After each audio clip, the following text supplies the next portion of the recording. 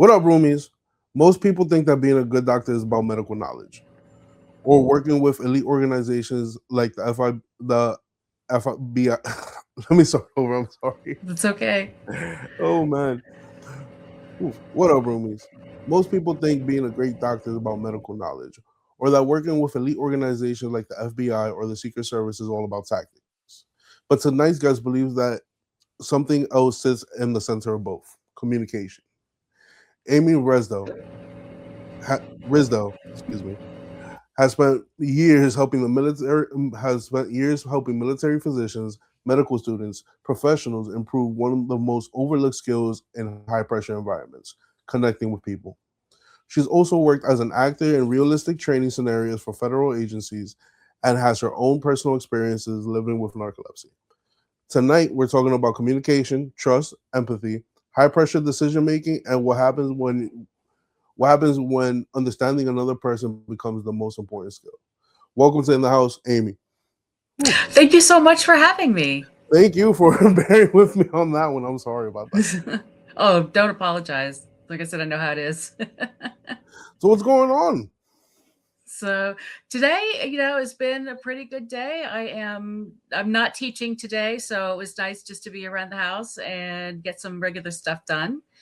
So I'm about to go teach down at Fort Belvoir in Virginia. They have a Nice. whole communications rotation in their hospital. That's So so, yeah. that's so dope. When you approached me about coming on the pod, I was fascinated. I was like, I didn't know that organizations like the military or like the FBI or the Secret Service, they actually outreach people to help with communication. I thought that everything was handled in house on that. So a lot of it is, but they have, especially, the military and with organizations, like FBI and Secret Service, they've really embraced kind of realistic on the ground training using people that, the students don't know.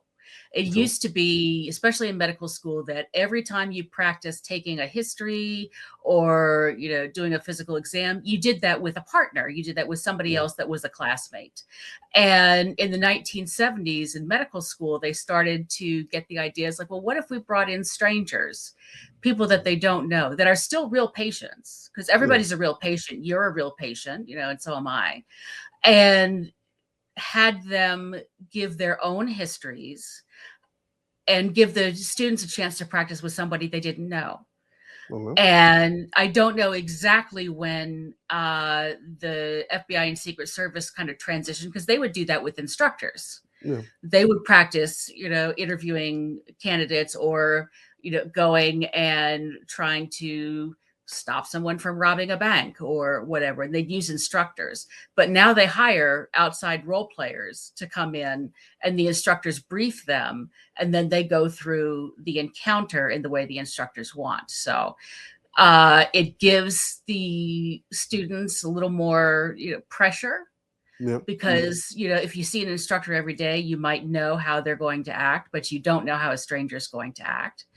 And it gives them a more realistic training, so that, and that's why I'm such a fan of this type of teaching, because then when you go to do it for the first time, it's not really the first time.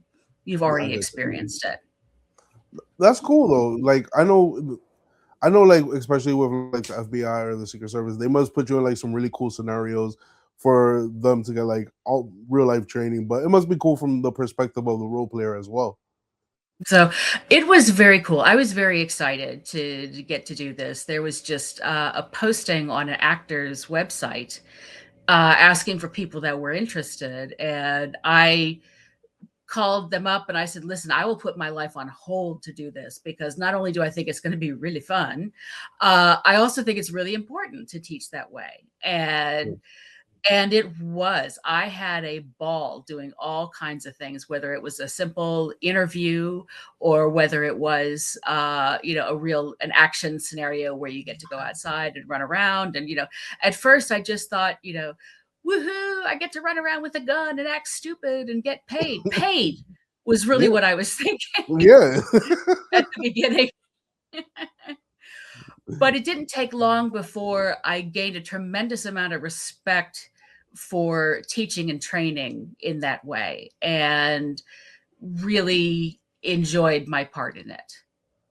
I got that. I I got that. really liked it, but yeah, you get to do, a lot of cool stuff. I've gotten to rob a bank.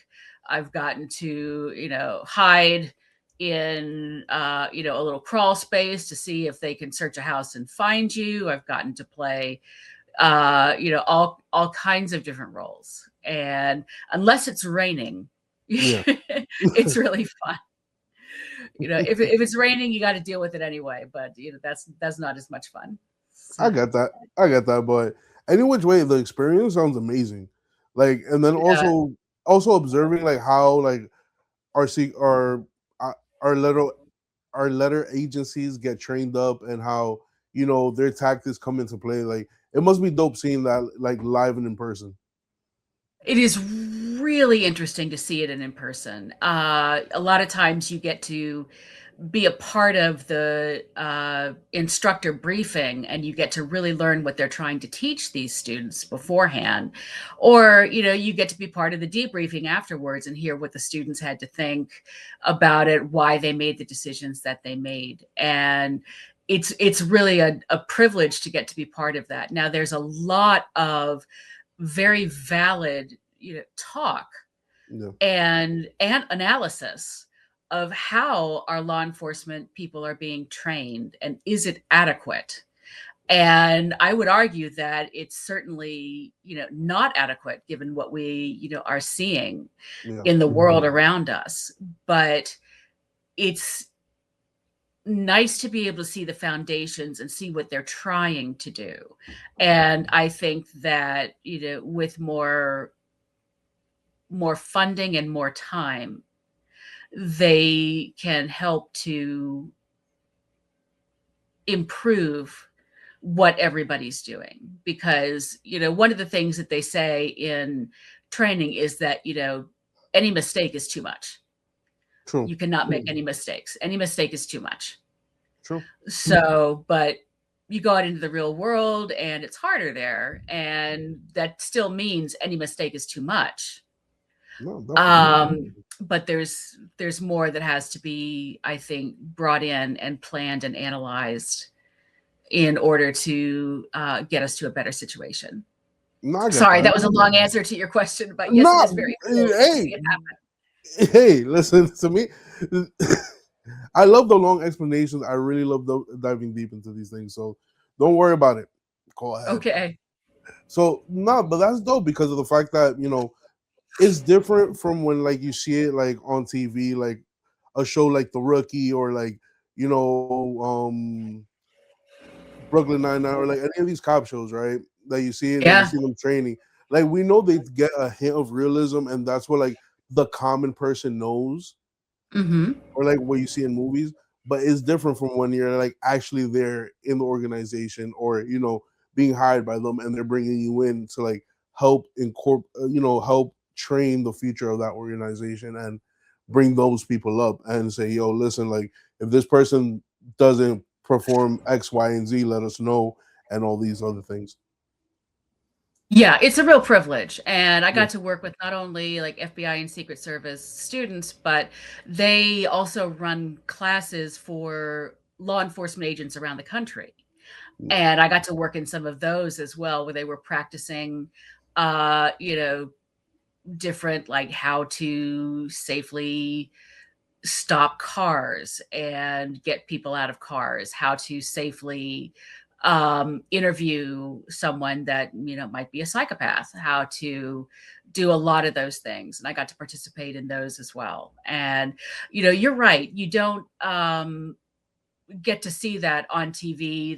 They allude to it a little bit, but I always thought that it would be really interesting to have a TV show just about the training, true. because there's so much that goes into it. And you think that it's sort of like a free for all and everybody's like, oh, go arrest this person. But no, there's uh sorry, I lost my train of thought for a No, second. no, There's very precise planning that goes into it, and that the students are expected to do. Yeah.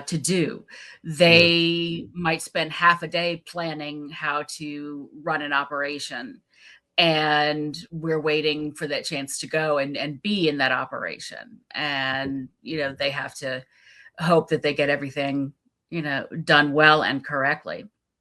Now I get that. So so the key element here is that not only are they practicing real life scenarios, but they're also practicing how to communicate, clearly, concisely, and in real time. Hmm. So like what? No, you go ahead. Okay, so yeah, you said it perfectly, clearly, concisely, and in real time. And that's another love of mine. I love to teach it. And because one of the things that I start with when I teach communication is that, hey, communication is a trial and error process True. that starts from the time we're a baby. We learn that if we scream this way, mom comes. And if we scream a little less intensely or whatever, mom doesn't come. And from that point, it's just, when we're toddlers, we are learning how to communicate. When we're in elementary school, we're always learning how to communicate all the way up to today. Yeah. You and I are kind of feeling each other out and, figuring out the best way, to talk to each other. And True. the thing is that when communication goes wrong, it's very frightening, Yeah. because if you're really trying to communicate with somebody and it's just not going places, we're not sure what happened. We're not sure why it's not working out. We're not sure why we're not clicking with this person. And the flip side is when communication goes well, it's great, it's comfortable, we like it, but we're still not sure exactly how it happened. We just True. think we lucked out. You True. know, it's like that I tuned into this person really well. We really got along. We really clicked, something like that. And so I think communications training is something that everybody can use, because you are always talking to people, Yeah. whether it's somebody professionally, whether it's somebody at home, whether it's, somebody that you just, bump into on the street and you have to say, oh gosh, I'm sorry. All of that is important. And it doesn't mean that we'll get it right every time, but what it means is that if we get it wrong, if we don't click with somebody the first time Yeah. around, it's not as frightening. We're just That's like, true. oh, okay, I'll try something else, Yeah. to get across to this person. No, I get that. I get that. And communication always has always been like one of those factors that everybody is either on the fence. I don't want to say on the fence, but people always say that they have a lack of communication skills, right? Hmm. And they Yeah. don't know how to communicate.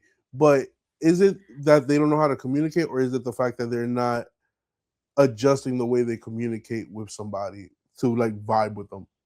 So, oh, it's the fact that they haven't been taught. Okay. I mean, because we communicate all day, every day, we think I should be really awesome at this, right? I practice it all Yeah. the time. And that's not the case, Okay. because we aren't, given the chance to really learn how to communicate with different people, because everybody's different. And there are different scenarios for communication, whether you are talking with a friend and you're explaining how your day went, whether you're giving a presentation in front of 100 people, which is nerve wracking on its own. There's all kinds of different communication scenarios. And, we're taught a lot of times, and this goes back to, when I teach doctors. So a lot of times you have to have a hard communication with the patient, and they'll say, well, go in there and talk to them, and by the way, do it well. You know, you got to get this one Yeah. right.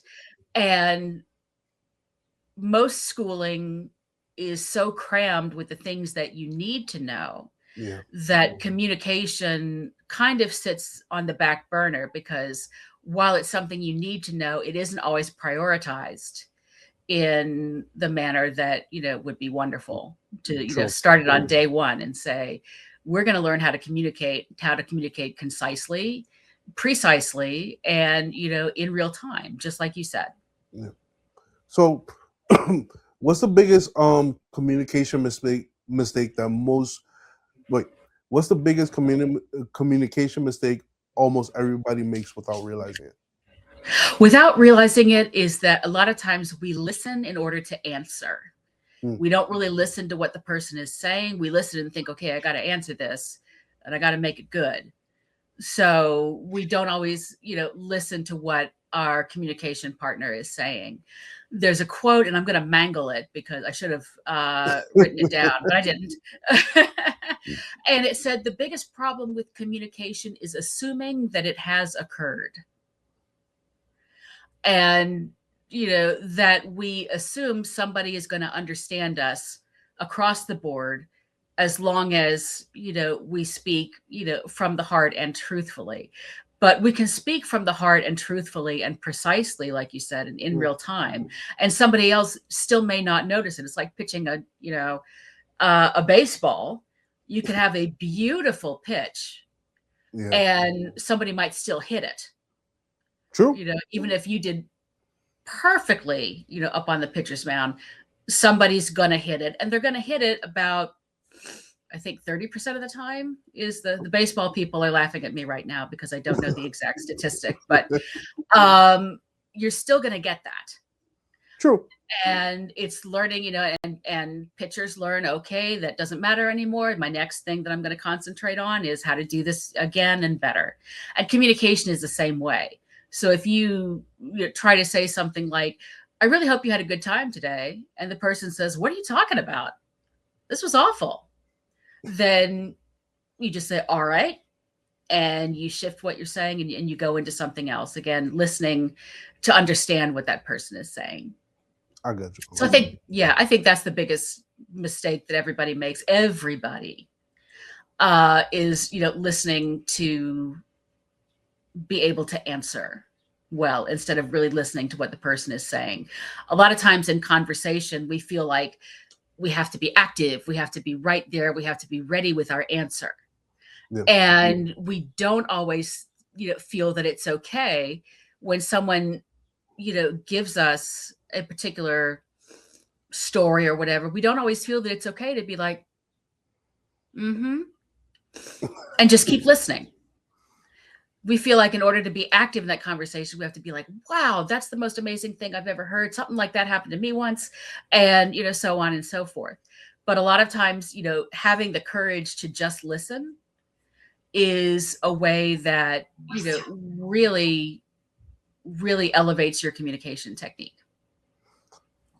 I understand. I get that. It's because of the fact that, and this is not me trying to answer that, but I see where you're coming from because when you allow the person to fully express their ideas, you get that better understanding, and then your, I don't know, your response or your rebuttal or whatever you're gonna continue on with that will better align with what the flow of the conversation is, and you could concisely like portray your ideas, your contrary ideas to that person's main idea. I would say. Yes, exactly. Okay. Yeah. All right. So you had mentioned that with doctors, right? Because I know doctors have like horrible bedside manners sometimes. Yes, they do. And you've probably met some, Yeah, I have. and, that's the thing. In medical school, they're getting better. True. They're getting better. But a lot of it is still on math and science. That is how you get into medical school, is because you're really smart with math and science. You have to go through an interview or two. Yeah. Um, but math and science is still what's getting people into medical school. And there's nothing wrong with that. But a lot of times it means that you focus very intensely on one area of your academic life. Yeah. And you haven't worked that much on how to, you know, communicate, how to really talk to people that you don't know, how to explain what a procedure is without using, medical jargon. Because I'm sure you have, I certainly have, you've been in Yeah. the doctor's office and they're like, well, what this is a and the way that we fix it is by and you're like, okay, what does that mean Yeah. And then in you're there plain googling English? half of the things everything you say. Right. They do. That's very I had to see a doctor recently and he just, typed it up, turned the laptop around and let me read it. And I was like, do you not know? how to say this or explain it, you know? And then at the end he typed the link into my phone so I could look it up later, and I appreciated that Yeah, because then I could look at it, on my own time. But yeah, a lot of doctors, do not do well in bedside manner. yeah. I, I could I could see why, because their training is mainly, like you said, math and science, and that information needs to be crammed into them. What, medical schools, 8 years plus a residency? Mhm. Yeah. Yeah, It's yeah, 4 years for an undergraduate degree, 4 years in medical school, and then a residency that can last anywhere from 3 to 5 years. So, and you would think that that's enough, yeah, that surely, there's enough time in there to get to talk about, communication. And, like I said, they are getting better. they are. And, for example, the hospital that I'm going to teach at in a couple of weeks has their own communication rotation. It's a short one, but they take 1 week and they just focus on communication. And that's really kind of ahead of the game to I have them believe do that. that. Hopefully, yeah. Hopefully it'll be every school soon. Hopefully. So when when doctors are communicating, that could make a big difference for the patient, correct? Yes. especially Yes. when especially when they're getting like not so good diagnosis, like with like cancer or like another disease that's on that level. Like that Yes. bedside manner is really important. So like, have you seen, like, or has any like doctors told you like a story, or like when they've came and like spoken to a patient and the patient has gotten worse or better depending on how that doctor presented anything? I, the I've heard a lot of stories about, doctors when they Yeah, have to break bad news to yeah, patients. And that's something that we work on, again, just like in the military, just like in the FBI. Medical doctors work with what's called standardized patients. And again, that's somebody they don't know that's coming in to portray a patient that could be as simple as, taking a basic history, all the way up to them having to give very complex and sometimes sad diagnoses to these, yeah, standardized patients. And then they react, truthfully in the moment. There are all kinds of, stories. One of the saddest ones that I heard was, there was a doctor that was being observed, and he was so kind. He was just the kindest person. And the scenario was he had to give a diagnosis of cancer to this standardized patient and a family member. yeah, So he went in and he, was leading up to that, and he said, "Well, this is stage 4 cancer, but don't worry. Stage 4 is just the surgical stage. That's just the surgery that we do." And they said, "Okay, all right, I can handle that." So they're going to do surgery and get rid of it, right? And he said, "Well, we're certainly going to try to, and there's also the possibility of a liver transplant." And they said, "Okay, so we can do a liver transplant, and that's how we'll fix this, right?" And he never was able to say, "No, this is very serious cancer. We're going to try to treat it and help you out, but this might be what you die from." yeah, And it's a horrible thing to have to say. Nobody on earth wants to have to tell somebody that.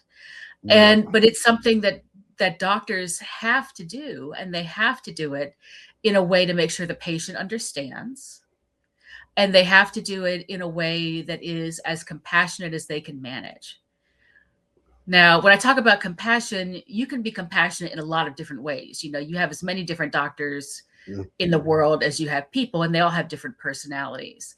So I'm not saying that everybody has to be compassionate in the exact same way, but they have to learn what works for them I got you. and then present that to the patient. So when, and this might be a little far out there, but when a doctor is presenting news like that to a patient, what's the difference between them communicating compassion versus trying to give them hope, even though it's a dire situation? Because I know the Hmm. two is different. So like, how Mhm. does one communicate that? Like, So, yeah, in my opinion, like you said, they're two different things. One, you have to communicate the reality of the situation. yeah, And sometimes that reality is really, really rotten. And even saying something like, I'm so sorry to have to tell you this. You know, I feel awful that, that this is the situation, but you have cancer. You have, a tumor that's growing, and we're going to do our best to stop it. okay, But there are situations, and doctors will tell you, and I agree with this, is that you never want to take away a patient's hope. You never do. You true. always want to keep them focused on something in the future, but there does come a time, sometimes, hopefully you and I will never experience it, That's where, yeah, yeah, where honesty has to take place before yeah, anything else. And you can tell someone the facts and be compassionate about it. But being compassionate about it usually involves allowing the patient to know that you're so sorry it came to this. You feel really bad for them, that you are, grieving as well, yeah, that this is what you found out. And many doctors can still feel it's like, no, it's important for me to be kind of separate from the patient. I have to be the professional. I have to be the one that they can, look to in this tragic time, and not be on the floor crying with them. And that is true. That is true. You can't lose control, but you can, say, this is terrible. This is a tragedy. I am so sorry. And communicate your compassion. That's that way. I That's got one of a you. few ways that you can do it. Pardon me. And n- Sorry. you good. So have you ever ran into like an older doctor who's been there for a while, and like he's delivered like so much bad news that he's kind of like lost that compassion and how to communicate that, and now he's just like stone cold. You do see that. You do Yeah, see that. And some younger doctors too. I mean, it's a terrible thing to have to do. yeah, And and that's where compassion for doctors comes in, because it's not an easy thing. It's certainly not. And if you're in a specialty like oncology, you might be telling people this several times a day. yeah, And it can be very easy for doctors to shut down. And what you can try to do in that situation is help them learn that there are things they can say, there are things they can do, sitting closer to the patient, maybe yeah, putting a hand out, not necessarily touching the patient, but putting a hand close by, that can let them know that they're really fully present with the patient in this moment as they're telling them this news. But yes, I have seen many older doctors that go in and say, say just the facts and walk out the door. As a uh, matter of fact, I worked with a doctor once, wonderful guy. He yeah. was a combat surgeon in Iraq and other places, Oof, and then worked as a trauma surgeon, oof. in his local area. And he's the nicest guy you'd ever meet. You want him to do the surgery on you. If it Yeah, came to that, you would want him to be your surgeon. And we were talking at my place of work, and we said, you know what we're thinking about doing, Dr. Combat Surgeon? We're thinking about doing a scenario of breaking bad news for the medical students, to give them a chance to practice. And he had a bunch of papers in his hand, and he threw them down, and he said, breaking bad news? Nobody taught me how to break bad news. I just had to go in and do it. And he was mad about it, which I can understand. I would be Yeah, too, but he was mad about it years later. And and I said, and that's exactly what we're trying to do, is to give people experience that they don't have to go through what you went through. true. Because there can be a lot of attitude of like, well, I had to do it, so everybody has to do it because I'm a good doctor, so they have to do this in order to be a good doctor themselves. But, there's always, the only thing constant is change. And as hard as change can be, it's necessary to really look and try to figure out how can we make things better. That's a big fact. And I kind of get where he's coming from because he's like, that was kind of like how I paid my dues in the medical field. Like I had to learn how Absolutely. to communicate. But at the same time, the flip side of it was that he's also a veteran. So he's seen things and experienced things that, I would say 85% of doctors will never experience in their life, You're you know, absolutely correct. especially Yes. especially with the pressure of being in combat and being a surgeon. Like you never know when you're gonna have to, you're assigned to a platoon and you're gonna have to perform surgery in the middle of a shootout, or you know Yeah. how. So he's seen things and he's more battle hardened than most. Mhm. Mhm. So I see where he's coming from, but yet again, I would say this is like very crucial for a doctor to learn, as well as biology, chemistry, and everything else that they need to learn in order to become a doctor. Yes, I agree with you. And and he, and this, I don't want to pick on this particular doctor because he did learn that, and now he's wonderful at it. Like I said, you would want him to be Yeah, your doctor. Uh, but it does take work, yeah. and it takes a lot of trial and error. And we as a whole people, we don't really like work, and we really don't That's like true. trial and error. We really don't like trying something and having it fail and then having to try again. But that's what it's about. That's how you become good at something, is by trying and failing and trying and failing and trying and getting it right. That's a big fact. Because through failure, there's growth. Absolutely. And when you fail at something, if you're learning how to communicate, let's say you're taking one of my courses on public speaking. Yeah.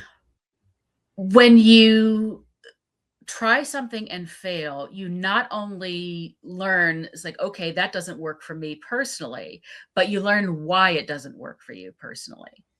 I got you. And it's knowing that why. Be like, okay, because some people, and I know them too, they can walk in and whatever they say, people laugh and just, interested and just hang on their every word. Well, that's not me. And so I can't go in with that attitude. I have to Yeah. go in with a more formal attitude and say, this is what we're learning today and this is what we're going to do. And, I can't always make jokes because they're not very funny. And that's hard because I want to be funny, You but just it's gotta it's let it. not. You just gotta let it flow. You just gotta let it flow. Don't try, just Yes. flow. Yeah, I know. I am tough with on the flow. I have trouble with that. But it's learning that and being like, okay, I'm going to take the pressure off of myself for doing that and just work on this instead. I got you That on that. that really helps. Have you ever seen like a conversation with like a doctor and a patient, and the bedside manner is super on point, and it actually helps the patient like get better versus like even if they're like in a bad spot, but their doctor's bedside manner and the way the doctor communicated like help them like push through it and get better. I couldn't tell you. I could tell you about some really good examples that I've seen of, like, bedside manner and Yeah. communication that have left the patient feeling positive about what's going to happen next. I Okay. couldn't tell you if they were able to get better because I don't follow that patient, Oh no, I got you. through their course of care. But um, one of the examples of this that I've seen, I was privileged to be able to observe this because it was, an actual patient in the hospital. Yeah. And the doctor, and he was older and experienced. And, he came in and he said, to this woman who was in labor with her first child. And he said, listen, here's what we're going to do. So your baby's heart rate is going down, and it's going down in such a way that we think that the cord is around the baby's neck. Now, the baby is breathing just fine, but because this is happening, we want to do a C-section. And I'm sorry, I know you wanted to have a natural birth, but I think, for your best health and for your baby's best health, this is what we need to do. And here's exactly how we're going to do it. And we're going to take you in. And I do this all the time. I'm very experienced doing this. So we're going to go in a few minutes and do all of this because I think it's the best thing for you and the baby. Tell me what you're feeling. There you go. And the patient was able to say, well, I didn't want this, but of course I want what's best, for my Yeah. baby. Are you sure that everything's okay right now? What is, the baby doing, feeling? Is this an emergency situation? And he said, well, it's a little emergency. I'm not running you down there, right now.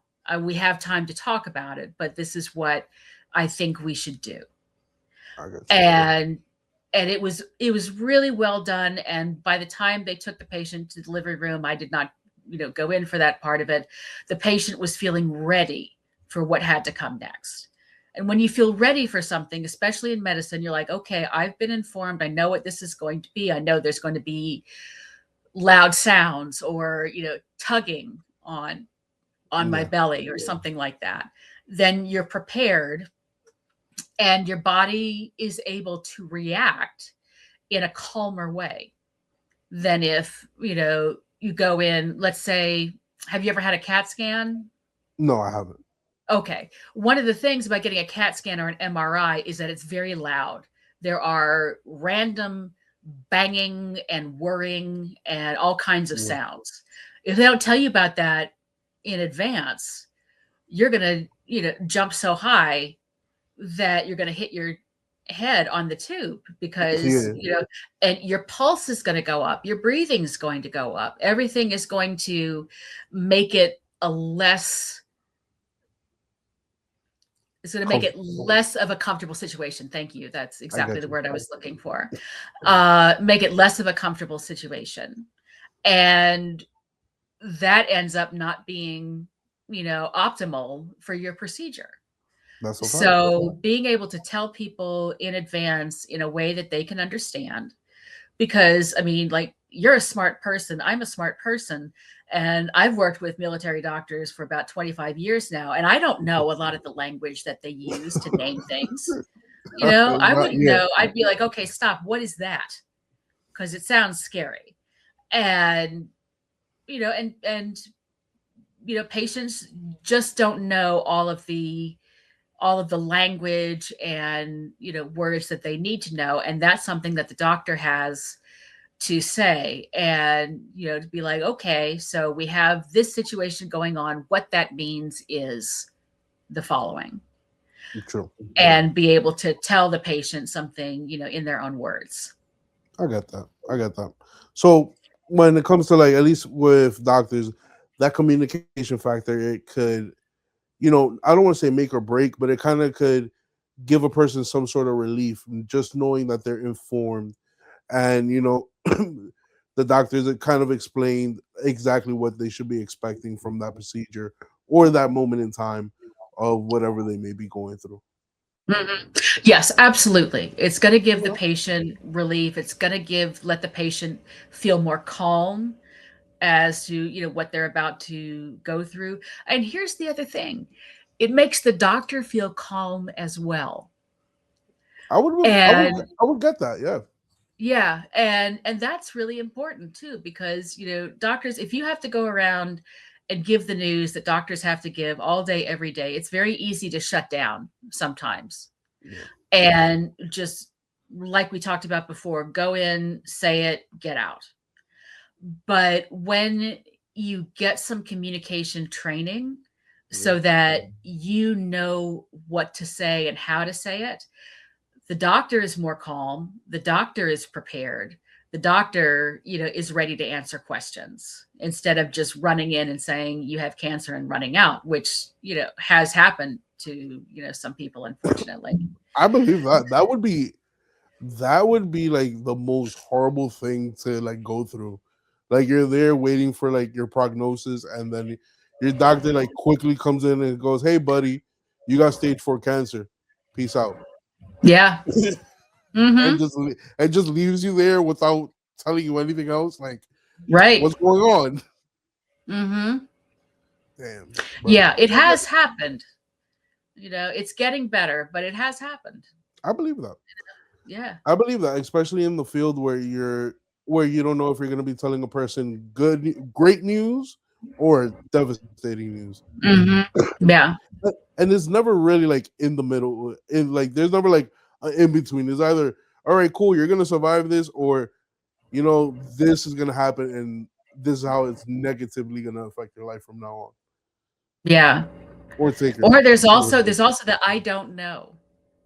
Oh yeah, yeah. Sometimes they don't know what's going to happen until later, and they have to say, "We have to see how this goes before I can tell you anything else." I think that's the scariest one right there. Yeah. The I Yeah, don't that can know be that. really scary. Yeah, Mhm. the I don't know. Just we think it's a bunch of things, but we just not sure of what this is that you have. So we're gonna let this play out. And then Yeah. you're there like, what? Yeah. Yeah, you're like because we want to know the answers. We want to it's like, "What do you mean we have to wait and see? I need to know now." And sometimes they just don't know in the Exactly. beginning, and, it takes time, and that's incredibly hard. It's incredibly I, hard. I believe it. I believe it. So just pulling away from like the medical subject, can you tell in the first minute whether someone's a good communicator? Yes, Okay. What are some and so can telltale you. signs? Okay. Yeah, and so can you. Um, Again, you know how it is. First of all, there are times where you just click with somebody, Yeah. and you don't have to think about it at all. You're just like, you're talking and they're talking, and it's great. Um, but you have probably seen people, whether they're speaking to you as a group. You've had teachers that have probably been really good at it, where they just kind of hook you, Yeah. and you're listening and you're understanding all at once. So I would say that when you see somebody that's a good communicator, it's somebody, and again, you used these words earlier, clear, concise, and what that means is that they're not beating around the bush. Yeah. They're not trying to say, well, it could be like this or it could be like this. It'd be like, no, here's where we're starting, here's where we're going.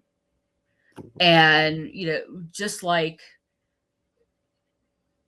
sorry, I'm trying to think of the right word. So they say, here's where we're starting, here's where we're going, and you buy into that journey. True. Yeah. I got you. I got you. No, Mhm. but that makes perfect sense because once a person is, you know, I don't, I use flow a lot because that's Mhm. how I feel. That's how I feel like a conversation really is. Like especially when, when you're clicking with somebody, Mhm. I think it just flows naturally, and then your Yeah. communication skills, even though you guys might have opposition or you know may disagree on a couple of things, but that's like the spice of conversing. I guess it would be exchanging Mhm. ideas and being able to do it clearly without insulting the other person. Yes. Yes, absolutely. And when we being able to, just like we were talking about with breaking Yeah, bad news, just like how it helps if the doctor is calm and the doctor is confident in what they're saying. It helps when we are calm and confident in what we're saying. That helps us. It keeps our pulse down. It keeps our breathing at a regular rate, and keeps our blood pressure down. And all of that adds into a good communication scenario. Again, if you are speaking to a group, let's say you're speaking to a group of 20 people, and you walk in and 20 people are looking at you like this, you know, that gets you, going Nah, physically, because it's a scary thing to have all these people looking at you like this. You're like, what do they want? exactly. And They're like, hold on, but I just got here. Relax. yeah, exactly. Exactly. And so you have to be able to, take a deep breath. There's a wonderful book called Think Faster, Talk Smarter.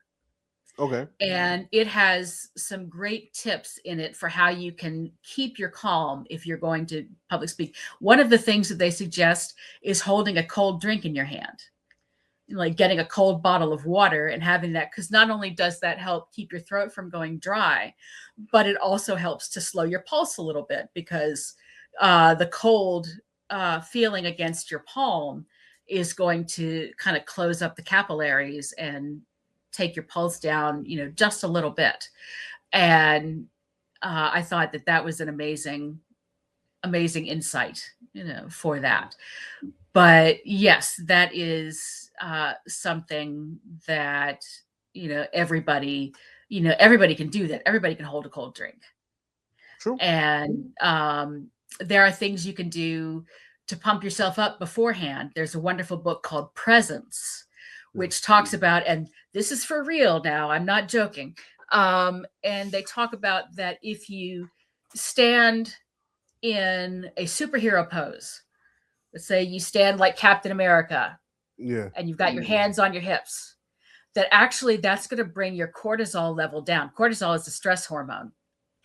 And doing that will bring it down a little bit and help you be a little more calm. Now, you might not want to do this in front of the 30 people that you're about to see. You might want to do it in a hallway or in a bathroom stall or something like that. But it actually does help. I get that. And is another trick that you can use, so that when you go out, you're like, yeah, I'm gonna be like Wonder Woman. Do it. Wonder Woman can handle this, and so can I. No joke. This is really true. The No, the book no. Presence is there's a great TED talk about it too that I'll send you. Um, as far as for communication, how to help yourself out before you go and talk to a bunch of people. Nah. When you said it, I was just imagining myself like right before going to a group, like doing the Superman pose. So that's why I Yeah. kind of chuckled a little bit. But Uh-huh. no, I get it. And I get it when you have to do like certain movements or put yourself in certain positions in order to bring that stress down, in order for you to like be able to communicate clearly in front of a large group of people. Because public Mhm. speaking could be nerve wracking, even if Oh it's just yeah. like, even if it's just like to a group of like maybe like 10 people. Hmm. Depending on who the person is, you might be able to rock it, but me, public speaking is not Yeah. one of my things. Like, I could speak to an Sure. individual one on one, but put me in front of a large group, I clam up. So, and that's okay. That's okay, because you've never been trained to do it. Yeah, If you took some communication training, you would feel very differently about it. Now, some people are never going to love it no matter what, but they can get through it without, you know, having something close to a panic attack I got when you. they do it. But because again, it's very natural to feel that way when a bunch of people are staring at you, waiting for you to say, lay down wisdom on them, and you're like, well, I'm just me, and maybe they won't like what I have to say. That's scary. um I get you. I got you that's on that, man. yeah, that Yeah, that that can be tough. it could be. So, if you could teach every person in America one communication skill, what would it be? Oh, that's a great question.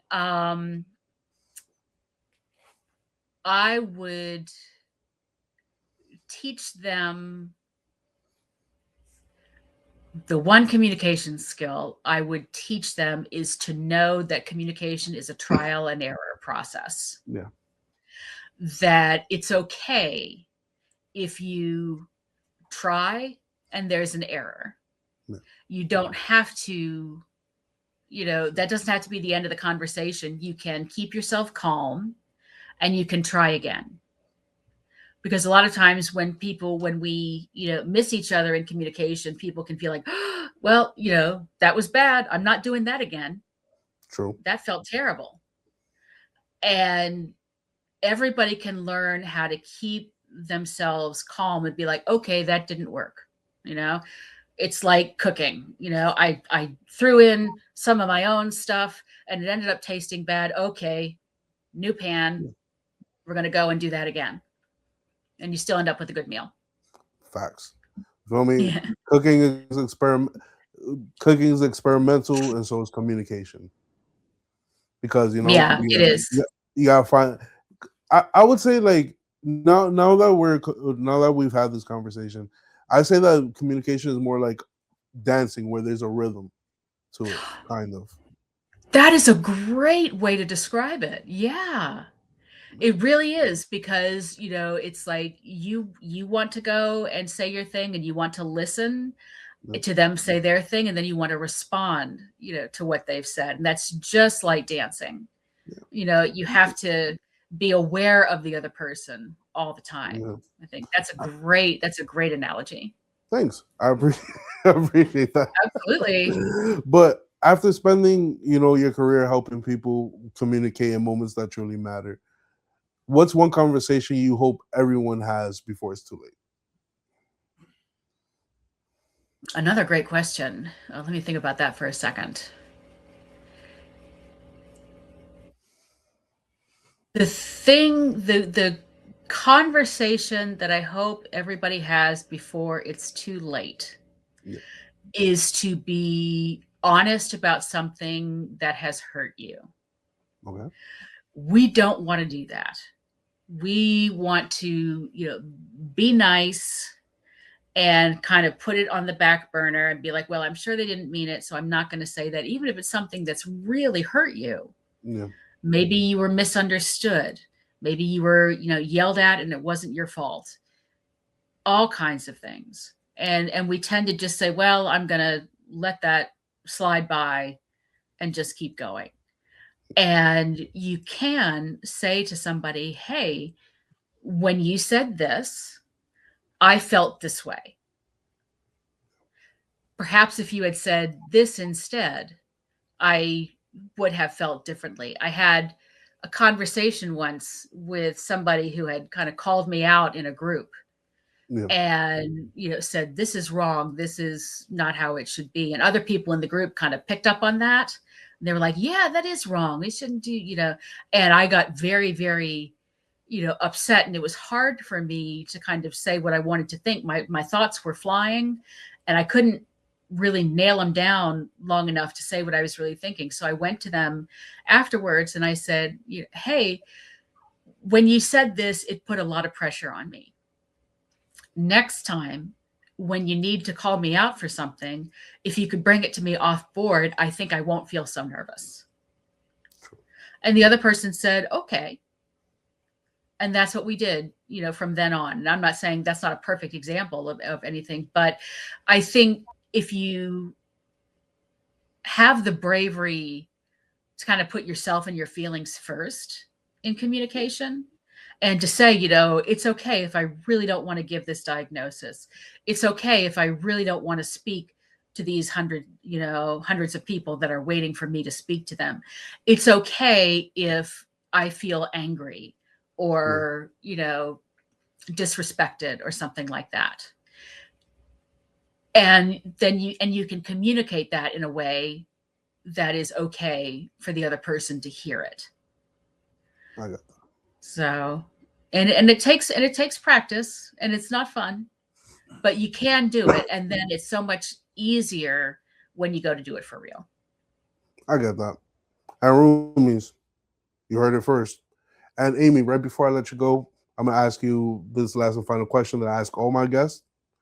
Do you have any final thoughts, words of wisdom, or advice for the roomies? Oh, advice for the roomies. I would say uh I'm going to go back to the same thing about putting yourself first, having the courage to put yourself first and, taking the time to say, in order for me to do well in this situation, I need the following things. I need to be able to stand like, Wonder Woman for a minute. I need to be able to have a cold drink. I need to be able to breathe deeply and know that it's okay if there's silence. I need to be able to do these things and make up, your own list Yeah. that is all about you and all about the things that you need for things to be best, not about what you have to do for other people in that moment, but what you need, to be best in that situation.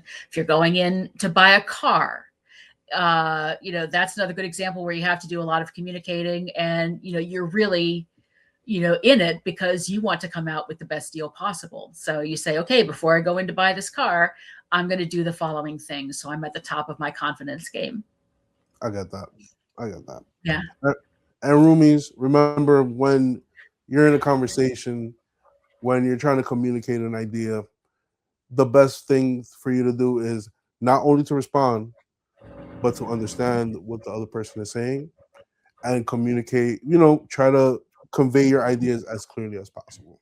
And with that, peace out.